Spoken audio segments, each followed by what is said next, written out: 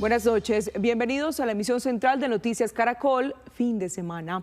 Una escalada de violencia ha vivido México en las últimas horas, luego que alias El Mencho, uno de los narcotraficantes más buscados y poderosos a nivel mundial, fuera abatido en medio de una operación militar conjunta entre México y Estados Unidos. Alejandra, Nemesio Ceguera Cervantes era el líder del cartel de Jalisco Nueva Generación. Luego de su muerte se han registrado quema de vehículos, bloqueos en carreteras y otros hechos violentos que tienen a varios estados a esta hora en alerta roja. Gran parte del comercio permanece cerrado y las instituciones educativas suspendieron sus clases. El caos y desconcierto se apoderó de varios estados en México tras la caída de Nemesio Oseguera, alias El Mencho. Vehículo encendiéndose en Volcán, en Calzada Independencia. Su liderazgo emerge varias décadas después que el del Chapo Guzmán, y el liderazgo del Chapo Guzmán, dijéramos que se compartía con otros grandes líderes, como en su momento fue Ismael El Mayo Zambada. Jalisco, Michoacán y Tamaulipas se convirtieron en epicentro de una ola de violencia bajo la cual el narcotráfico volvió a sembrar el terror. Pero a esto se suman varias zonas más. A la muerte de uno de los capos más buscados del mundo, siguieron estas escenas. Salir a la calle es encontrarse con vehículos calcinados, carreteras bloqueadas y un silencio que paradójicamente está lejos de traducirse en calma. También se han visto estaciones en llamas. La presidenta Claudia Sheinbaum pidió serenidad. Existe absoluta coordinación con los gobiernos de todos los estados. Debemos mantenernos informados y en calma. En la mayor parte del territorio nacional se desarrollan actividades con plena normalidad. Más temprano, el caos llenó las salas del aeropuerto de Guadalajara, donde si bien no hubo situaciones de riesgo según la propia terminal, sí se desató una psicosis entre los pasajeros ante la confusión de lo que pasaba en la ciudad. Sin embargo, la operación aérea no salió libre de efectos en Puerto Vallarta, donde fueron canceladas todas las operaciones internacionales y la mayoría de vuelos domésticos, decisión adoptada por las aerolíneas. Expertos anticipan que este golpe contra el narcotráfico, en conjunto con Estados Unidos, tendrá impacto directo en las relaciones. Donald Trump, desde que tomó posesión de la Casa Blanca, lanzó una serie de presiones comerciales, arancelarias, en materia de migración, de seguridad, para doblegar al gobierno de México en todos estos temas. La presidenta Claudia Sheinbaum ha estado haciendo concesiones frecuentes para que el gobierno de los Estados Unidos no materialice, no lleve a la práctica la imposición de aranceles a productos mexicanos. Estados Unidos es el principal socio comercial de México, de allí que seguramente este tema, la detención del Mencho, bueno, el intento de detención que termina con su muerte, va a provocar una serie de respaldos de la embajada americana, del propio presidente Donald Trump. Pero la tensión se mantiene al punto que el Departamento de Estado de los Estados Unidos pidió a sus ciudadanos buscar refugio hasta nuevo aviso, un llamado que no difiere al del gobernador de Jalisco, Pablo Lemos. En el cuidado de nuestros niños, niñas, jóvenes y maestros de Jalisco, he decidido que mañana se cancelarán las clases presenciales en el estado. Además, he ordenado la cancelación de eventos masivos durante el domingo en todo el estado. Con la suspensión de vuelos y clases está también un panorama de calles vacías en estados donde el miedo entre la gente vuelve a elevarse y los cárteles de droga buscan posicionar aún más su presencia. Estados Unidos tuvo una participación importante en el operativo en el que abatieron a alias El Mencho. El subsecretario de Estados Unidos, Christopher Landau, dijo que se trata de un gran avance para Latinoamérica en el mundo, por la que se considera como uno de los mayores operativos contra el crimen en lo que va del siglo XXI. Alias El Mencho fue abatido durante un operativo a 130 kilómetros de la ciudad de Guadalajara. Otros 7 miembros del cartel Jalisco Nueva Generación fallecieron en los enfrentamientos con las fuerzas militares. La Secretaría de Defensa mexicana informó que la operación fue realizada en cooperación con Estados Unidos. Además de los trabajos de inteligencia militar central dentro del marco de coordinación y cooperación bilateral con los Estados Unidos de América, se contó con información complementaria por parte de autoridades de ese país. A Nemesio Ceguera Cervantes se le consideraba como el último gran capo de los carteles mexicanos.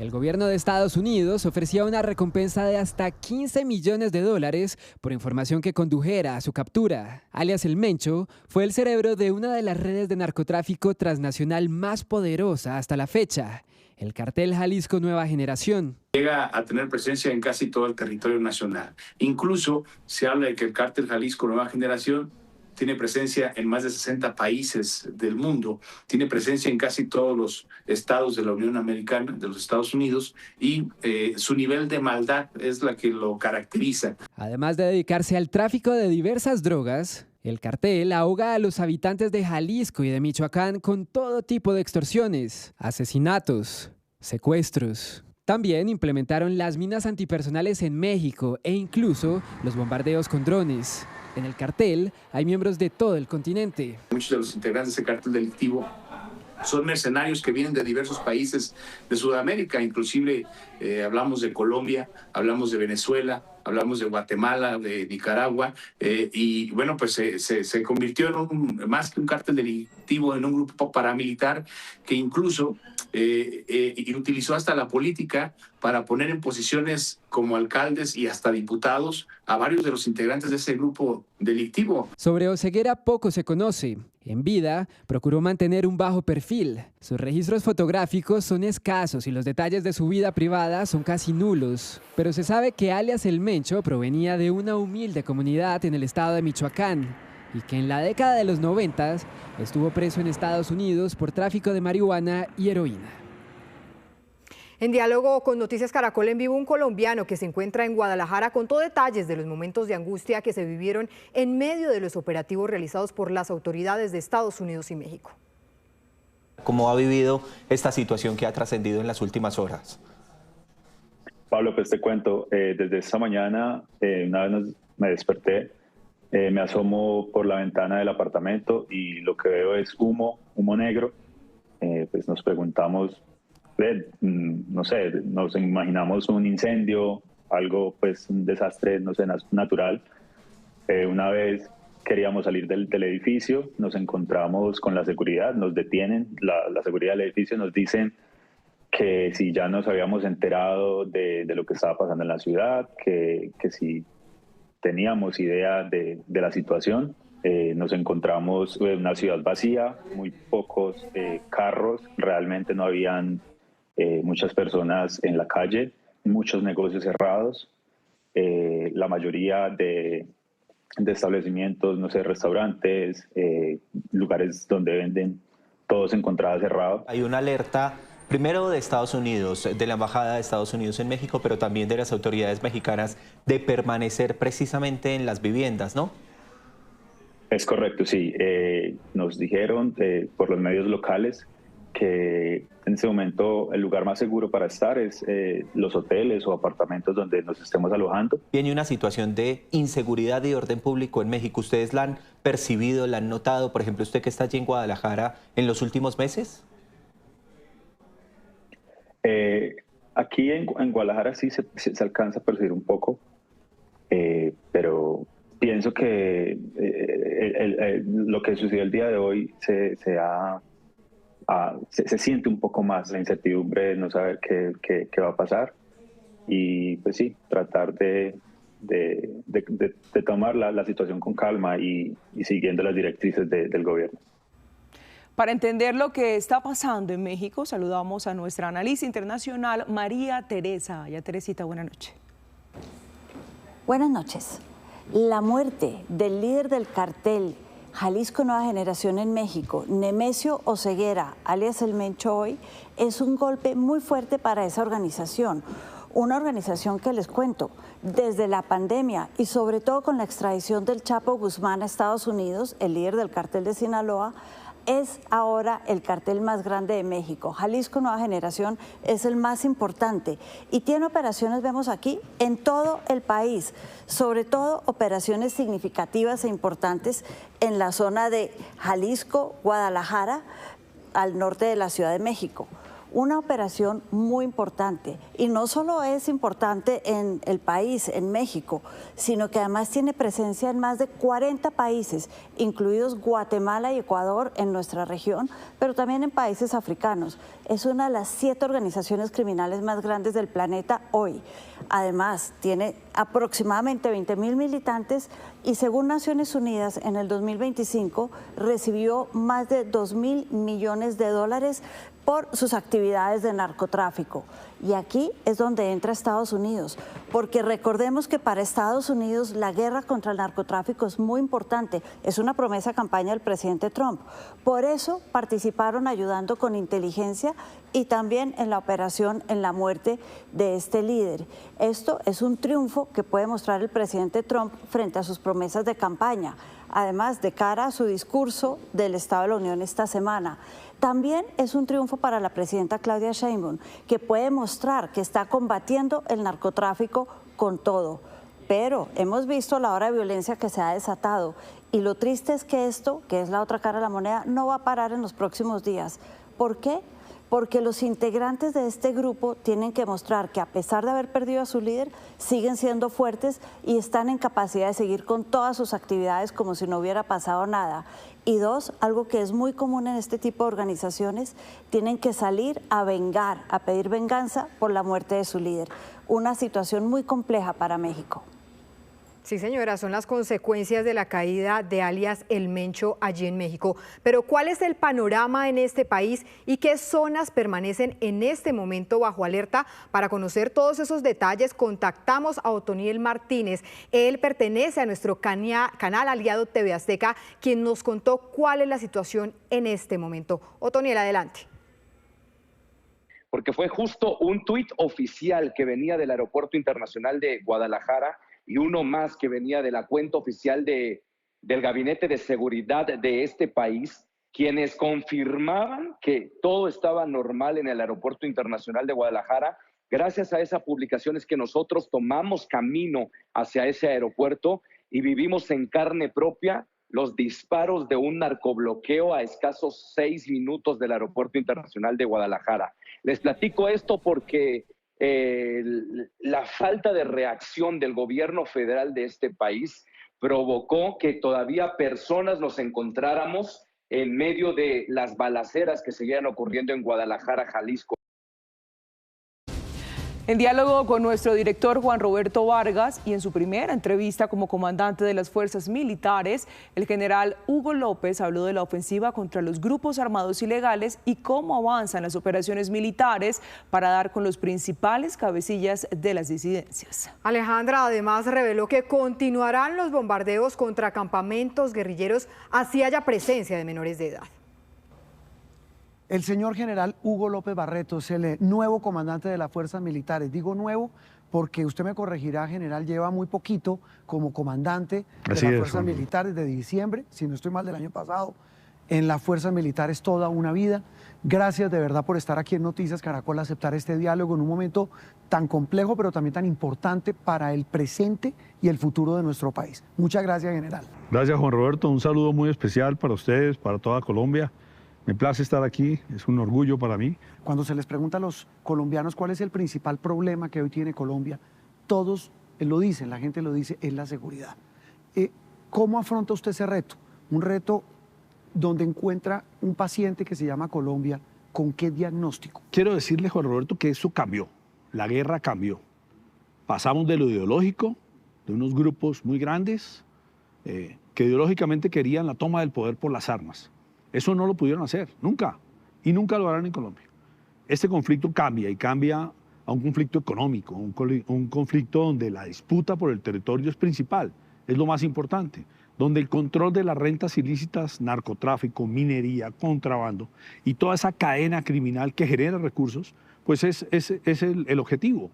Entonces, el cambio de ese conflicto nos trae unas nuevas amenazas, unos nuevos retos y efectivamente, como tú bien lo dices, tenemos un país con algunos sectores, no es todo el país tampoco, con algunos sectores en una situación bien especial. El norte de Santander, el Catatumbo. El Catatumbo ha sido un área estratégica, lamentablemente, para los conflictos entre estructuras la línea fronteriza, una línea muy porosa que les permite una dinámica diferente. Hoy tenemos 12.000 hombres allá dedicados a garantizar la seguridad y a estabilizar el Catatumbo. Sur de Bolívar, Bajo Cauca Antioqueño, Chocó, Valle del Cauca, Nariño. Áreas complicadas, pero que con claridad tenemos, Juan Roberto, de que estamos entrando hoy 11 FUDRAs que el Ejército ya organizó, ya desplegó y hoy estamos recibiendo esos resultados importantes. Si uno le dice al país, más allá de, y ya vamos a hablar de la percepción de la realidad, porque lo del Catatumbo es terrible, lo del Cauca, pero hoy ese mapa, ¿qué le dice a usted de cómo están esos grupos armados ilegales? Claro, esos grupos se fragmentaron, pasamos de tener 3, 4 grupos a tener 8, 9 grupos, una fragmentación muy grande. Las FARC se reparten en gados residuales. Hoy tenemos la facción de Mordisco, la facción de Calarcá, la facción de la Segunda Marquetalia. Esto genera toda una dinámica especial, todos dedicados al narcotráfico, todos detrás de las rentas ilícitas de la minería ilegal. Entonces ese es un mapa diferente. El ELN, un grupo que el 60% no está en el país. Por fuera, cuando usted dice general, están en Venezuela. Están en Venezuela, claramente. Es una guerrilla, es una estructura criminal claramente binacional que se ha desarrollado lamentablemente allá. La caída de la dictadura de Maduro ha cambiado en algo esa dinámica en la frontera, porque usted dice el 60% del ELN está en Venezuela, pero ¿cómo hacen entonces para cogerlos? Ahí lo que hemos mantenido son operaciones ofensivas permanentes sobre nuestro territorio. Eso, cada que una estructura podemos golpearla, la estamos golpeando. En este momento, hace 15 días, se logró un resultado muy importante contra el ELN. Se hizo un bombardeo contra un punto estratégico del ELN en el Catatumbo, entonces por parte de las fuerzas militares. ¿Cómo están viendo esos bombardeos? ¿Cómo están analizando para ver en dónde hay menores o no? Y vemos que incluso en el del ELN, usted me corregirá, ahí murió un menor. En esa carpeta, cuando hacen esos operativos, ¿qué planteamiento y qué consideración hacen? Estos delincuentes del ELN, de los gados residuales de Calarcá, de Mordisco, el Clan del Golfo, recluta y mete esos menores de edad como escudos. Dentro del derecho internacional humanitario es claro que estos son combatientes.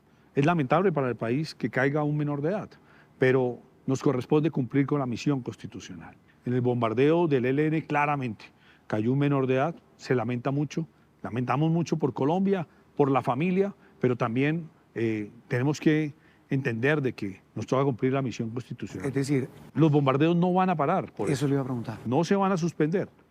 No se van a ¿Haya suspender. o no menores de edad ahí? Tenemos que fortalecer la inteligencia como la hemos venido fortaleciendo. La inteligencia nos decía, puede haber menores de edad porque el ELN comete ese crimen de guerra. Es un crimen de lesa humanidad que comete el ELN, no nosotros. Es decir, usted, la inteligencia les dijo, ahí hay menores, y dijeron, hay que hacer el bombardeo. Se hace el bombardeo dentro del derecho internacional humanitario. En el Catatumbo, ¿por qué la gente hoy dice, llevamos un año de plan de choque y no ha pasado nada? Nos sentimos igual de inseguros. Hemos venido haciendo un esfuerzo operacional, pasamos de 5.000 hombres a casi 12.000 hombres. Hoy tenemos desplegadas unas capacidades importantes de fuerzas especiales, de nuestra fuerza aeroespacial, de nuestros soldados. La policía se reforzó en cada uno de los sitios, pero esto es una guerra diferente. Es una guerra del dron, como bien lo sabemos, es una guerra del francotirador, es una guerra donde son terroristas. Donde no enfrentan a la parte legal del país, a nuestras fuerzas, no las enfrentan. Están guardados en las casas, están delinquiendo de civil, con el armamento. Es una situación especial, pero que hemos venido avanzando de manera interinstitucional. Más allá del Catatumbo, los catatumbos que hay en Colombia, pero hay un tema clave y es que organismos internacionales, centros de estudio, y no voy a meter políticos, porque el tema no es meterlo en política, pero gente que sabe de conflicto en Colombia dice, mire, este gobierno y estos 4 años han sido desastrosos en materia de orden público. La paz total que se pregonaba, lo que hizo fue fortalecer a estos grupos. ¿Qué tanto hay de cierto? Y se lo pregunto viendo sus carpetas, ¿qué tanto en ese diagnóstico de ese paciente es realidad? Cuando digo realidad es qué tan grave es la situación de orden público versus lo que recibió este gobierno. Colombia merece la paz. Los colombianos merecemos vivir en paz. No hay voluntades de paz claras que determinen que realmente van a entrar en un proceso de desarme, desmovilización y reinserción a la vida civil. Si queremos arreglar a Colombia, lo tenemos que arreglar entre todos, pero esto no es que deme beneficios y yo avanzo. Entonces yo quiero dejarlo ahí, pero lo que quiero decirle, Juan Roberto, es que hemos venido cumpliendo con el trabajo, que a pesar de el crecimiento de algunas estructuras, porque hay que decirlo, el crecimiento de estas estructuras se dan por el narcotráfico, por la minería, por el recurso.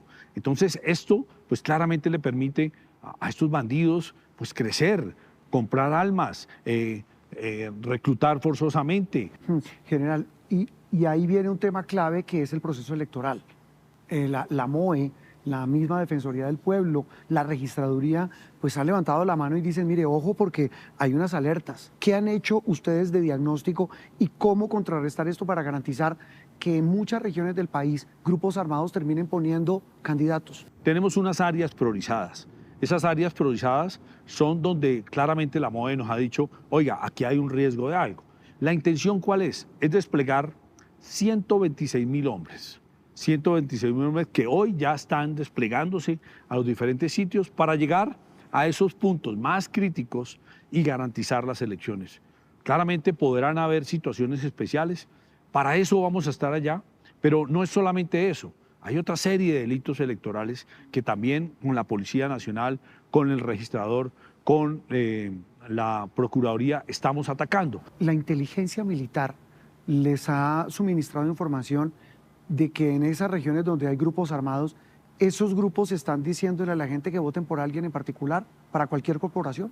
Claramente, Juan Roberto, tiene que haber... O que no voten por otro tipo de candidatos. La inteligencia militar nuestra nos está diciendo que hay una instrumentalización de la población. Porque el que tiene plata, el que tiene un fusil en la mano y el soldado puede estar a 1 kilómetro, a 2 kilómetros, pues lo hace y amenaza. Pero yo creo que la gran definición va a ser ese día donde el pueblo colombiano puede salir a votar y que cada ciudadano se enfrente en la urna solo. Eso es lo que nos corresponde a nosotros hacer y eso es lo que nosotros queremos, que el colombiano se sienta seguro de que puede llegar a votar. A usted le tocó asumir la comandancia de las fuerzas militares en un momento también crucial y fue el momento de la reunión del presidente de la República, el presidente Gustavo Petro, con el presidente de los Estados Unidos. A usted como cabeza de las fuerzas militares, ¿qué tanto le funcionó, le sirvió a usted y a toda la fuerza pública el que se haya logrado un buen ambiente en esa reunión? Esto fue un buen mensaje para el país. La visita del señor presidente de Estados Unidos aclaró muchas situaciones que debían aclararse por el bien del país y por el bien del mundo para poder atacar el narcotráfico. General, ¿qué volvió de ayuda de Estados Unidos a las fuerzas militares? Después de mejorar el clima diplomático. Claro, estamos en los procesos del fortalecimiento de capacidades. Va a haber un apoyo entre drones, hay un trabajo articulado en el Mar Pacífico, en el Atlántico. Entonces yo creo que es un buen momento para Colombia. Vamos a seguir atacando el narcotráfico en todos los fenómenos, en todas las cadenas del narcotráfico. Quienes quieren bajarles la caña a ustedes con estos operativos de decomiso de drogas dicen, pues ¿cómo no van a decomisar esa gran cantidad de cocaína y de marihuana si estamos produciendo droga al piso? Claro, pues lo podrán decir, pero el problema también es que hay una demanda y esa demanda nos está generando un problema. Entonces aquí hay unos cultivos y esos cultivos hoy se están atacando de forma diferente. Eso es la sustitución de cultivos, pero no es solamente eso, es la cadena de atacar toda la producción, o sea, destrucción de laboratorios, de cristalizaderos, de insumos, bloquear todo lo que va hacia esos sitios. General, ¿saben dónde están los cabecillas de estos grupos? Mordisco, ¿cómo se llama el otro? Calarcá. ¿Saben dónde están? Sabemos dónde está, estamos haciendo operaciones. ¿Están en Colombia? Están en Colombia. Están en Colombia. Los del ELN están en Venezuela. Mordisco está en Colombia, Calarcá está en Colombia. Calarcá claramente tiene una condición especial por estar en un proceso de paz. Chiquito Malo está en Colombia, estamos haciendo operaciones. No hay ningún cese al fuego. Pero, general, la gente dice, en el caso de Calarcá, ¿cómo así que está en un proceso de paz? Ese es un ampón comprobado, es un bandido, es un narcotraficante. Y se lo digo a ustedes tienen en inteligencia todo lo que el tipo hace. Y él, si está en un proceso de paz, ¿qué pasa si hay un operativo contra él? ¿Ustedes lo frenan? Si hay un operativo contra este cabecilla y cae en fragancia, cayó en fragancia. Tiene un levantamiento de orden de captura, es una disposición del Gobierno Nacional, de la Fiscalía General de la Nación. Le corresponde a la mesa de negociación tomar las decisiones que le corresponden en la mesa. O sea, general, no lo tocan. Nosotros vamos a seguir haciendo operaciones contra las estructuras. En el caso de esta estructura de Calarcá, hemos hecho un trabajo muy juicioso contra las estructuras del 36 en Antioquia. Van 3 golpes contundentes contra estos bandidos. Allá en Chocó, la estructura 34, la sometimos completa, quedaron 2 cabecillas volando. Todavía están buscando las estructuras. Le sacamos toda la estructura del camino. Allá en el Guaviare hemos venido avanzando. Pero general, uno sí entiende, pues obviamente que usted no puede decirlo, pero sí qué tristeza. Es decir, encuentran a este ampón y no lo pueden tocar.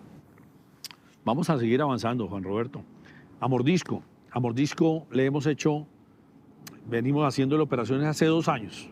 Le hemos neutralizado de su grupo cercano 122 hombres. Y así hemos venido arrinconando a Mordisco. Mordisco tiene que ser el premio mayor. Estamos en campaña y siempre en campaña a la fuerza pública, porque el tema de la seguridad es sin duda el gran tema del país. La quieren meter en ese debate. Aquí en Noticias Caracol han estado candidatos y dicen es que la fuerza pública está desmoralizada. Los que son, digamos, proclives al actual gobierno, al proyecto político, dicen al revés. Este es el gobierno que más ha reconocido y mejorado la remuneración de las fuerzas militares en toda su historia. Usted como comandante de las fuerzas militares, ¿cómo siente ese caucho, esa tensión política en la que terminan metidas las fuerzas militares? Juan Roberto, las fuerzas militares no estamos desmoralizadas, no estamos cansados, no estamos derrotados. Las fuerzas militares están cumpliendo con su deber constitucional. Hoy estamos desplegados en todo el territorio nacional. No nos metan en debates políticos. Déjenos cumplir nuestra misión institucional. Nosotros estamos parados encima de la Constitución y la ley. Eso es lo que nos corresponde. Hoy estamos dedicados a la seguridad del país. La campaña política no nos corresponde. Nos corresponde asegurar que esas campañas políticas puedan llegar a todo el territorio nacional. Pues general, mire, este fue un brochazo muy rápido. Repito, como arrancamos esta charla, reconociendo de verdad el esfuerzo gigante que hacen hombres, mujeres, de todas las fuerzas de este país, porque pues son los que ponen el pecho. De verdad, muchas gracias, general, por representarlos y por venir a poner la cara en un momento tan difícil, tan complejo y tan determinante para el futuro de Colombia como es el que estamos viviendo previo a las elecciones. Muchas gracias, señor general. Pues Juan, muchas gracias a ustedes por esta entrevista. La verdad que me place estar aquí, me place representar los soldados de tierra, mar, aire y río, decirles nuevamente a Colombia, confíen en sus fuerzas militares. Estamos trabajando por el bien de Colombia. Tienen que ayudarnos, porque esto no lo podemos hacer solos. Y los invito a que sigan creyendo en sus fuerzas. Gracias, general.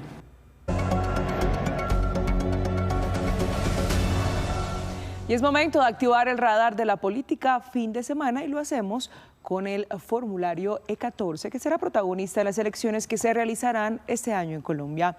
Aquí le contamos cómo es su diligenciamiento y qué ha dicho la registraduría sobre la transparencia de este mecanismo de escrutinio. Este es el formulario de escrutinio que los jurados de votación deberán diligenciar una vez inicie el preconteo al cierre de las urnas, tanto en las elecciones legislativas del 8 de marzo como en las presidenciales del 31 de mayo y eventualmente el 21 de junio. El E14 es el acta de la mesa donde se consignará el número de votos que cada candidato o partido obtengan. Encontramos las casillas para hacer ese diligenciamiento. Ahí vamos a poder simplemente diligenciar de izquierda a derecha cuántos votos obtuvo cada uno de los candidatos.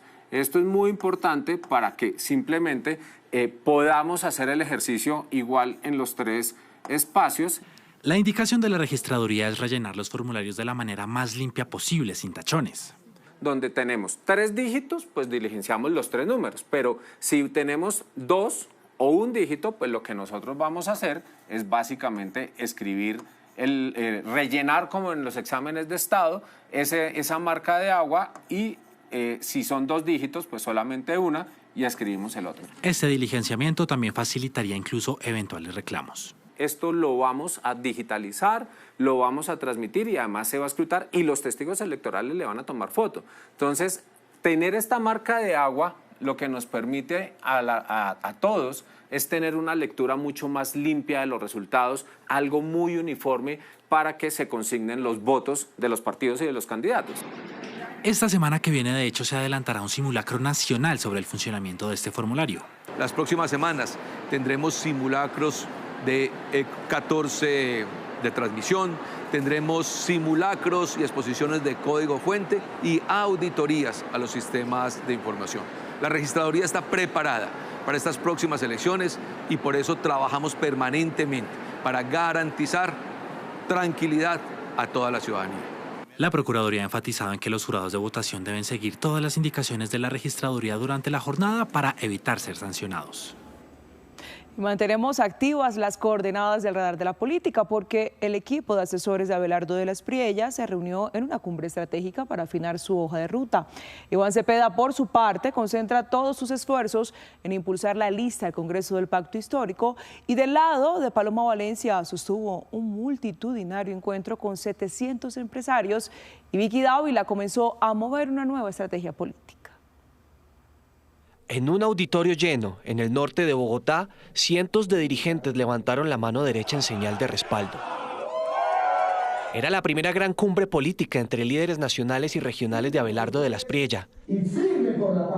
Esta foto marcó la jornada.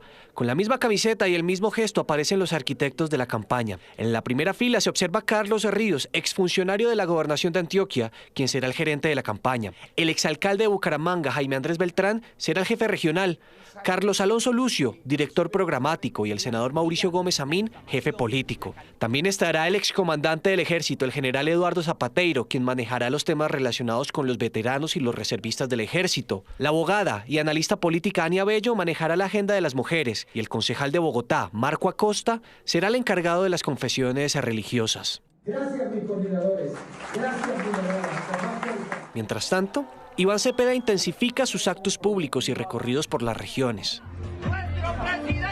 Esta semana decidió que su inscripción como candidato será después del 8 de marzo. Al interior de la campaña saben que el petrismo mide su fuerza en las elecciones para el Congreso, donde calculan al menos 30 representantes a la Cámara y 25 senadores como base de poder. Incluso, una directiva de este partido prohibió a los militantes a votar a la consulta del 8 de marzo, advirtiendo que quien lo haga tendrá sanciones, una forma de cerrar filas contra la consulta del Frente por la Vida de Roy Barreras. Nuestra consulta es la votación por el pacto histórico al Congreso de la República. También está diseñando una fórmula vicepresidencial que conecte con las bases, el voto de centro y abra las puertas en regiones como la costa y el departamento de Antioquia. El objetivo también se concentrará en abrir un diálogo con los empresarios, incluso establecer reuniones como la que sostuvo hace unos meses con la Cámara de Comercio Colomboamericana. Y para que no se diga que somos enemigos y enemigas de los empresarios. Y hablando de reuniones con los sectores económicos, esta semana Paloma Valencia y el expresidente Álvaro Uribe estuvieron cara a cara con 700 empresarios y dirigentes de los gremios más importantes del país. Este es un país que ya no está creciendo. El encuentro fue liderado por Camilo Rubio, encargado de la relación entre empresarios y gremios. Estuvieron presentes representantes de empresas como Enel, Uber, Asomóvil, la Sociedad del Fondo Inmobiliario, la Sociedad Colombiana de Minería, Asoleche y Acodres, además del gremio de los restaurantes. Nuestra natalidad, queridos ciudadanos, es más bajita que la de Japón. Mientras tanto, Vicky Dávila cambió el tono del debate electoral. Su nueva estrategia es cerrar filas en torno a un bloque opositor sólido contra Iván Cepeda y el pacto histórico. Incluso, la aspirante admitió que el año pasado sostuvo confrontaciones con Abelardo de la Espriella, pero el momento político obliga a limar asperezas. Abelardo de la Espriella. Bueno, yo tuve de alguna manera, unas confrontaciones o unas polémicas el año pasado con Abelardo. Así que ya como entramos en la recta final, yo sí les digo, yo sí hice mi reflexión de diciembre. ¿Y qué pienso yo? Hombre, que le vaya bien a Abelardo. Yo quiero que les vaya bien a los de la oposición. Mientras tanto, la campaña de Roy Barreras dividió la USO, el sindicato de Ecopetrol, por cuenta de la consulta del Frente Amplio. Sin embargo, no es el único sector de los trabajadores que se aleja de la aspiración de Iván Cepeda. Algunos líderes de la CUT, la CTC, FECODE, el sindicato de los notarios, la DIAN, entre otros, tomaron una decisión parecida. La candidatura de Iván Cepeda y el pacto histórico han adoptado una posición extremadamente sectaria, muy excluyente, que no conduce a unir al progresismo ni al país. Y aunque no están todos los sectores del espectro sindical con Roy Barreras, la imagen revela la división que hoy atraviesa el progresismo con un sector social que fue determinante para impulsar el proyecto político del presidente Gustavo Petro hace 4 años. 7:58 p.m. La unidad investigativa de Noticias Caracol volvió a revisar el expediente por el cual hoy están en juicio los excongresistas y actuales candidatos al Congreso Richard Aguilar y Edwin Ballesteros. Lo más paradójico es que mientras los dirigentes de Santander hacen campaña sin contratiempo, los testigos en su contra están en el exilio y abandonados por la justicia. Pecados electorales.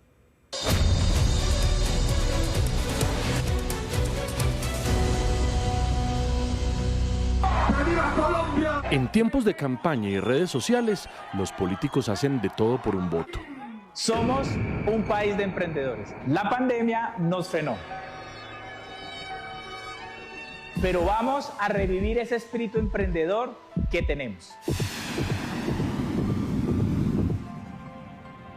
Quien se va en ese cohete es Richard Alfonso Aguilar Villa, la carta del llamado Clan Aguilar para volver al Senado de la República este 2026. Se trata de un viejo conocido del poder en Santander que logró junto a su familia un escenario prácticamente inédito en Colombia: turnarse la gobernación de ese departamento en distintos periodos con su padre, el coronel en retiro Hugo Aguilar, y su hermano Mauricio Aguilar. Porque ustedes me ayudaron cuando yo aspiré a la Asamblea y salí diputado. Me ayudaron cuando aspiré a la gobernación y salí gobernador. Me ayudaron cuando mi hijo Mauricio aspiró al Senado y salió senador. A pesar de su pasado como parapolítico o de sus cuentas pendientes con la justicia, en su momento el coronel Aguilar supo amasar un poder regional que hoy cobran sus hijos mientras él conserva en la trasescena toda su influencia. Hace poco en San Gil, el coronel Aguilar pidió votos para Richard, quien esta vez tiene el aval del Partido Liberal. Ayúdenos a sacar a Richard Aguilar al Senado de la República. Además de tener en común el mismo apellido, los tres Aguilar hoy enfrentan graves acusaciones en su contra por presunta corrupción. Documentos en poder de la unidad investigativa revelan que el coronel Aguilar tiene un juicio pendiente en la sala de juzgamiento de la Corte Suprema de Justicia. Hace poco yo sufrí un infarto al nervio óptico y me quedó una secuela de lagrimeo para de vez en cuando usar las gafas oscuras. Por su parte, Mauricio Aguilar tiene 2 juicios más en ese alto tribunal. ¡Salud para todos con Richard Aguilar! Soy Richard Aguilar, candidato al Senado por el Partido Liberal.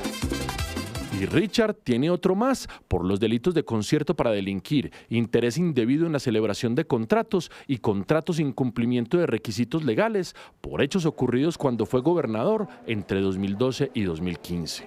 Impulsaremos las grandes ideas de los colombianos, ya sea para montar una tienda familiar, una panadería, una ferretería o un negocio digital.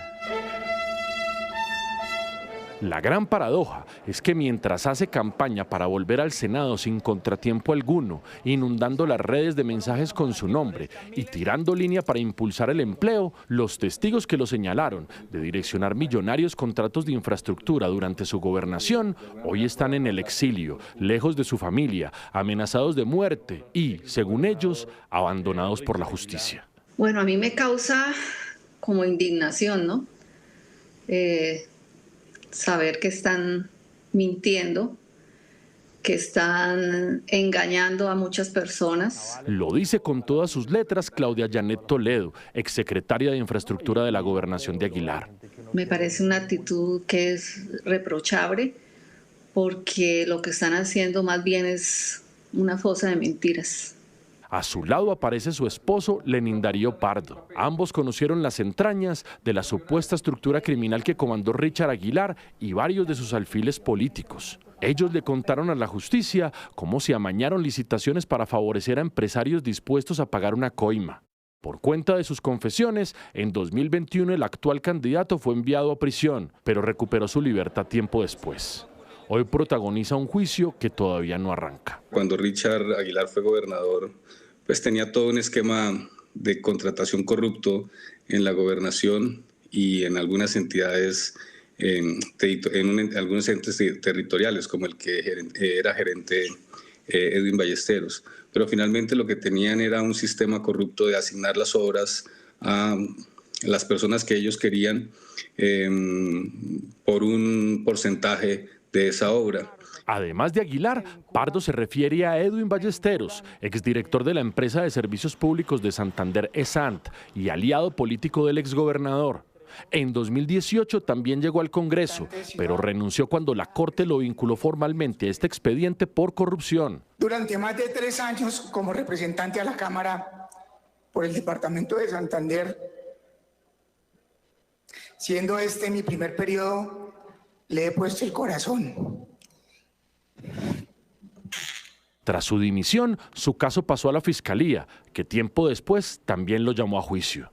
Hoy Ballesteros nuevamente es candidato para volver al Congreso de la República. ¿Quién defiende a nuestros niños de esos proyectos salvajes que quieren atentar contra la educación en sus familias para ni siquiera respetar que cumplan los 18 años y cambiarles el sexo antes de que siquiera sepan pensar? Hoy se postula con el aval de Cambio Radical y Colombia Justa Libres. Es tener un cuero duro, esa ambición de seguir en el poder y que no haya principios ni ética, y salir nuevamente al ruedo político, porque la ambición del poder siempre ha estado con ellos.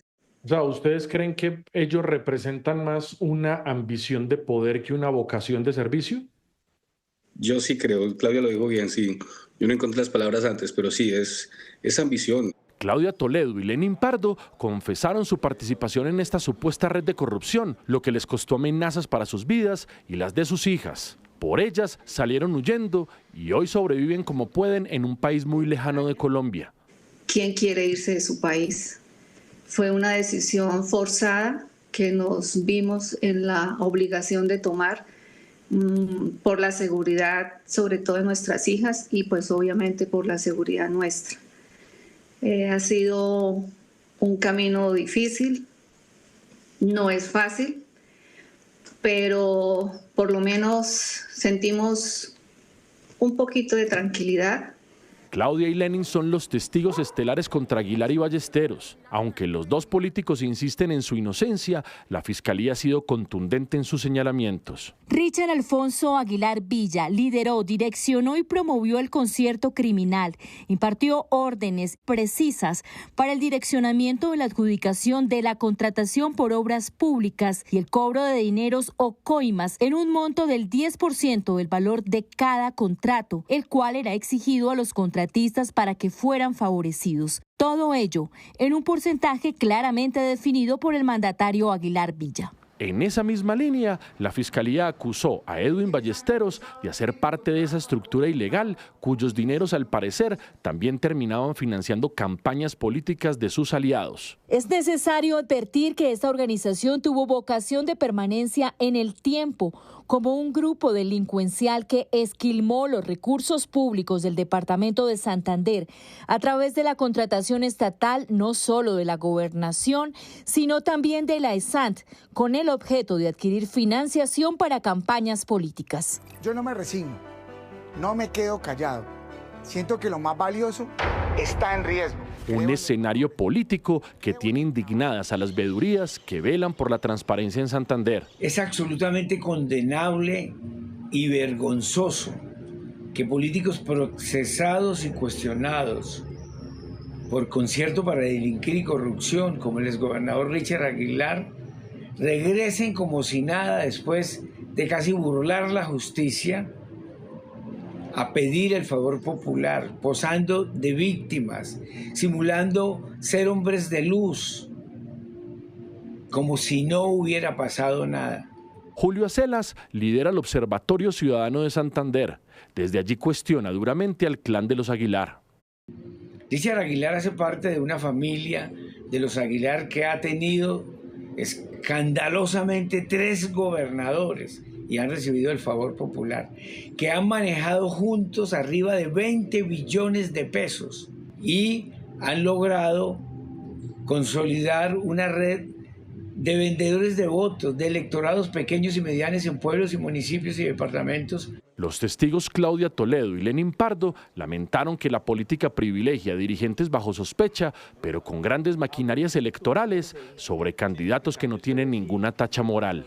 Cuando yo me di cuenta que eso estaba sucediendo, pues es una sorpresa grande, Juan David, es sentir que no solamente ellos, los que Richard y bueno, que estaba tratando de volver, tiene el cuero duro, pero también qué hay de aquellas personas que les dieron el aval, que les están tendiendo tapete rojo para que ellos vuelvan. Es de todo el punto de vista reprochable. Lo irónico es que mientras las candidaturas de Richard Aguilar y Edwin Ballesteros continúan firmes, a los testigos que los denunciaron, cada año la justicia les debe renovar su principio de oportunidad. Ellos tuvieron que salir huyendo del país, ellos tuvieron que pedir asilo político respecto a las constantes amenazas y al riesgo personal que existía sobre su vida e integridad personal, justamente por estos procesos de colaboración adelantados ante las autoridades judiciales competentes. A pesar de sus acuerdos con la justicia, los denunciantes aseguran que están muy solos. Pero una cosa es la recompensa personal, tranquilidad espiritual, mental, que de alguna manera podemos tener. Otra cosa es la orfandad o lo que la justicia, no sé si por falta de herramienta, por lo que sea que pueda hacer, termina haciendo con los testigos en el país. La unidad investigativa de Noticias Caracol buscó a los candidatos para pedirles respuesta. El proceso avanza en términos normales ante la autoridad competente. Esta defensa ha presentado más de 2.000 pruebas documentales y 100 testigos que controvierten cada uno de los señalamientos formulados por la pareja de esposos que busca beneficios judiciales. La defensa y el doctor Aguilar Villa reiteramos nuestro respeto absoluto por las decisiones de la Administración de Justicia. Por su parte, Juan David Riveros, abogado de Edwin Ballesteros, manifestó: Este asunto no es nuevo. El proceso empezó hace más de 6 años y al igual que cuando inició, ahora se quiere visibilizar por consideraciones políticas. A Edwin Ballesteros lo acompaña la presunción de inocencia. No cometió ningún delito y en el juicio demostraremos que no conoció a las personas que lo mencionan y no firmó los contratos que hacen parte de la investigación. Al margen de estas explicaciones, la justicia avanza con lentitud en este expediente, mientras Aguilar y Ballesteros buscan nuevamente espacio para volver al Congreso.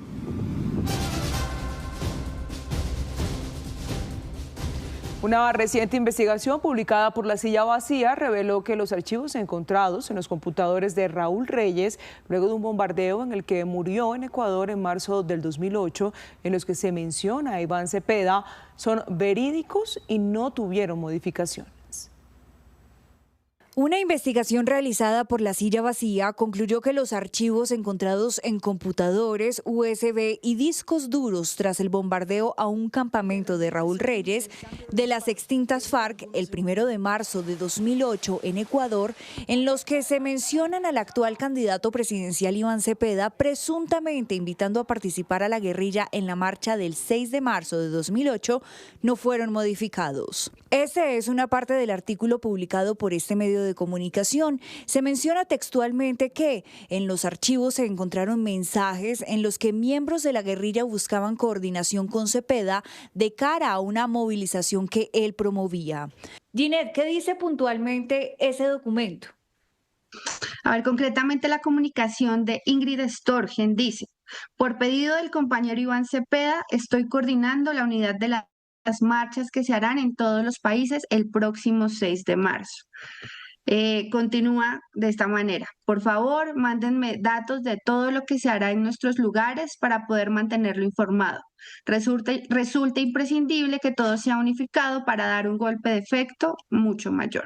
Con copias de los documentos originales, la investigación da cuenta que luego de que las fuerzas militares de Colombia le entregaran a la Interpol los registros que estaban codificados, su respuesta fue que la información es verídica. En la misma línea, la ONG inglesa, el Instituto Internacional de Estudios Estratégicos, que procesó durante más de 2 años el material, pudo concluir lo mismo por medio de un libro. Por su parte, en su defensa, el actual candidato a la presidencia ha insistido por años que la información había sido parte de la operación estímulo del DAS en su contra, pero la explicación temporal es que los archivos originales se crean desde el 22 de febrero de 2008, 8 días antes del bombardeo al campamento de Raúl Reyes. Lo cierto es que esta reconstrucción permitió conocer que parte de la información encontrada estaba en Word, debido a que al parecer Raúl Reyes no sabía decodificar las comunicaciones. Las FARC siempre enviaban correos cifrados, las comunicaciones eran cifradas, no eran directas las comunicaciones. La explicación que nos dieron 2 fuentes diferentes, Raúl Reyes no sabía cómo decodificar bien los archivos al final, de eso se encargaba Gloria, que era su pareja en ese momento, ella lo que hacía era decodificarlos para él y se los entregaba en formatos Word que él guardaba y archivaba. Nos comunicamos con el candidato a la presidencia Iván Cepeda, pero hasta la fecha no hemos recibido su respuesta. Sin embargo, ha dicho que se trata de un montaje y de una operación en su contra, cuestionando la veracidad de los archivos, pero en algunas entrevistas ha reconocido que pudo haber sido un malentendido. Crece la polémica por un buque petrolero cargado en Colombia, según información divulgada por el diario El Tiempo, y que aparentemente habría cambiado de ruta hacia Cuba pese a las restricciones impuestas a la isla por el gobierno del presidente Donald Trump. La compañía colombiana encargada de la venta del petróleo asegura que la negociación fue legal y que su responsabilidad terminó en el momento en el que el barco zarpó del punto de carga en Barranquilla. El buque con petróleo que fue retenido por Estados Unidos en alta mar tras considerar que cambió abruptamente de rumbo hacia Cuba, pese a la restricción impuesta por el gobierno del presidente Donald Trump, era permanentemente monitoreado por autoridades norteamericanas, debido a que esa embarcación de nombre Ocean Mariner ha llevado en el pasado crudo desde México a Cuba como ayuda humanitaria. Hay vigilancia sobre cualquier esfuerzo de entregar petróleo a Cuba en este momento. Entonces tienen los mares supervisados con drones, con radares, y pueden ver cuando hay barcos, de dónde vinieron, para dónde van. Según la investigación del diario El Tiempo, la embarcación zarpó el 5 de febrero desde Palermo, Sociedad Portuaria, terminal que hace parte de la zona portuaria de Barranquilla, luego de una rigurosa inspección de las autoridades. En sus tanques llevaban fuel oil, combustible utilizado para la generación de energía, una transacción por más de $6,9 millones. La empresa que lo vendió es ISM Ingeniería Servicios, autorizada para este tipo de transacciones, que asegura a este noticiero que se cumplieron todos los requisitos legales. Posteriormente fue vendida la carga a Transfigura Group. Días después, el 11 de febrero, fue interceptado por la Guardia Costera de Estados Unidos por un supuesto cambio de su ruta hacia Cuba. El presidente Gustavo Petro dijo, refiriéndose a Cuba, que un país no se debe bloquear, y añadió en su concepto que no hay ningún delito en transportar petróleo por el Caribe. En este caso, la administración de Donald Trump está haciendo regir una política doméstica que ha decidido castigar la isla de Cuba y prevenir que otros países van a ayudar a la isla en este momento. La sociedad portuaria y las 2 primeras empresas que compraron el crudo dicen que su responsabilidad terminó cuando el combustible fue cargado y despachado del puerto. Transfigura Group, tercera empresa que tuvo la carga, no se ha pronunciado. Y así terminamos. Estas fueron las noticias. Nos vemos mañana a las 5:30 de la mañana con nuestra primera edición informativa. Ya viene Los Informantes. Somos Noticias Caracol. Primero la gente. Buenas noches.